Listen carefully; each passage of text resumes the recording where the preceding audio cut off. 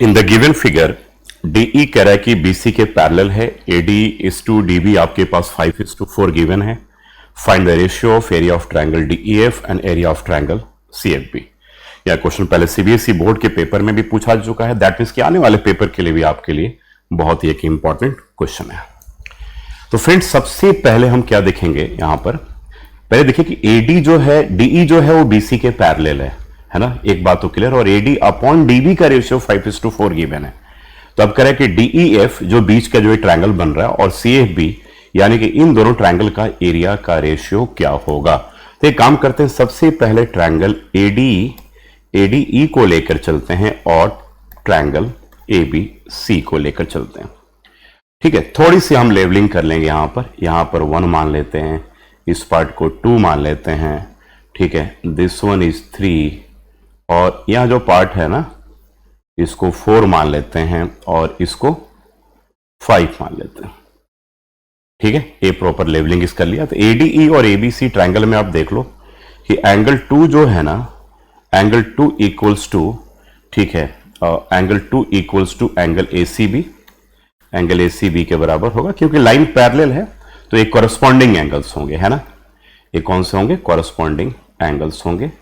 और दूसरा कंडीशन बहुत सिंपल है, एंगल 1 या angle A equals to angle A जो होगा, एंगल 1 इक्वल्स टू एंगल 1 ले लो या इसको एंगल A भी लिख सकते हो। एंगल 1 जो होगा एक कॉमन होगा। तो कॉमन होने का मतलब हो गया कि ट्रायंगल ADE जो होगा वो सिमिलर होगा ट्रायंगल ABC का।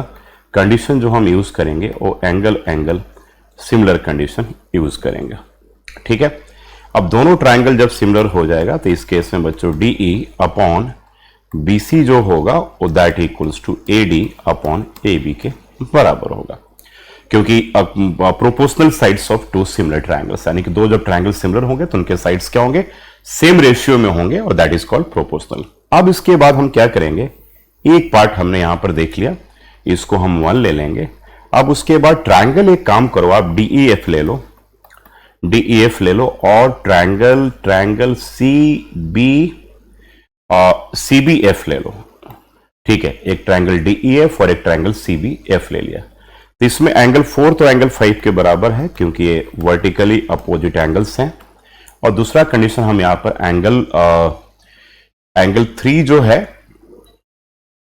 एंगल 3 यहां पर हम इस एंगल को, ठीक है, इस एंगल के बराबर ले सकते नहीं, इसको 5 और 6 मान लें। तो यहां पर एंगल 3 इक्वल्स टू एंगल 6 हो जाएगा। 3 इक्वल्स टू एंगल 6 होगा क्योंकि ऑल्टरनेट इंटीरियर एंगल्स होंगे।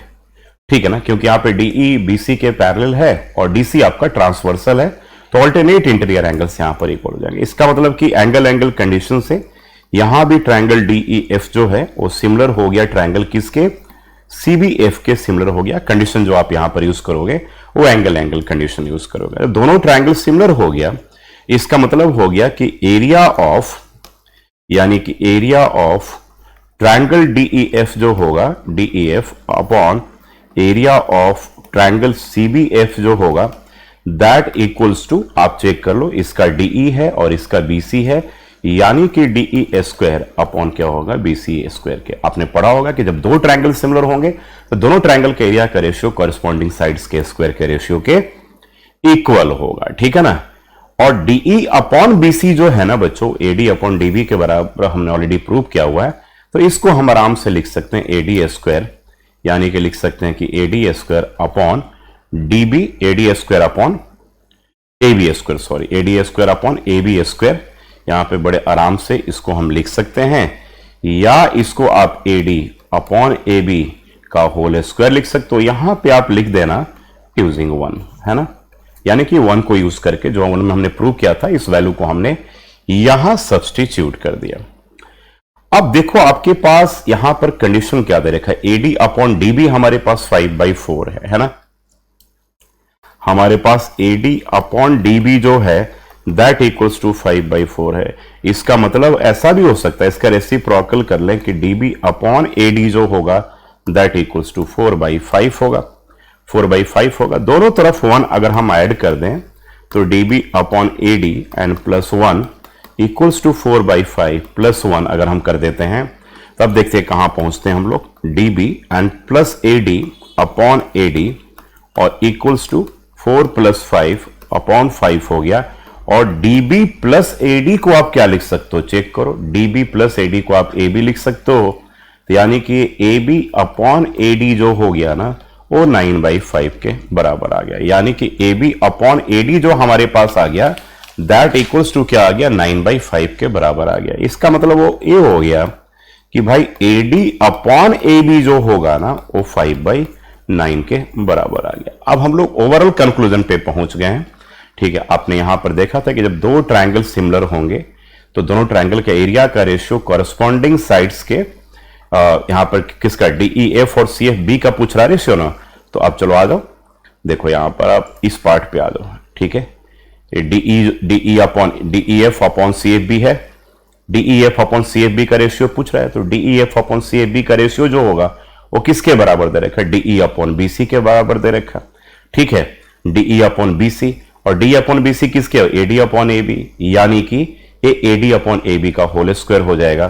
तो अब इसको ठीक है आप लिख सकते हो सीधा यहां पर, therefore area of triangle DEF upon क्या होगा, एरिया ऑफ ट्रायंगल और CBF जो होगा दैट इक्वल्स टू AD का AD अपॉन AB का स्क्वायर हो जाएगा।